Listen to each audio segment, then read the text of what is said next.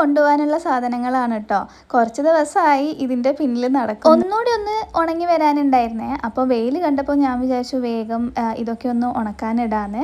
മുളകും പിന്നെ പെരിഞ്ജീരകമാണ് കേട്ടോ. പെരിഞ്ജീരകം ഇവിടുന്ന് പൊടിച്ചിട്ട് ഞാൻ കൊണ്ടുപോകാറുണ്ട്. അപ്പോൾ അതിന് വേണ്ടിയിട്ട് ഉണക്കാനിട്ട്. ഇത് മാത്രമല്ല, മസാലപ്പൊടികൾ ഏകദേശം എല്ലാം ഞാൻ ഇവിടുന്ന് തന്നെയാണ് കേട്ടോ കൊണ്ടുപോകാറുള്ളത്. കഴിഞ്ഞ ദിവസം ഞാനൊരു വീഡിയോ ഇട്ടപ്പോൾ അതിലാരോ കമൻറ്റ് ചെയ്ത് കണ്ടു, ചേച്ചി ബഹറിൽ എത്തിയോന്ന്. ഞാൻ എത്തിയിട്ടില്ല കേട്ടോ. ഞാനിപ്പോഴും നാട്ടിൽ തന്നെയാണ് ഉള്ളത്.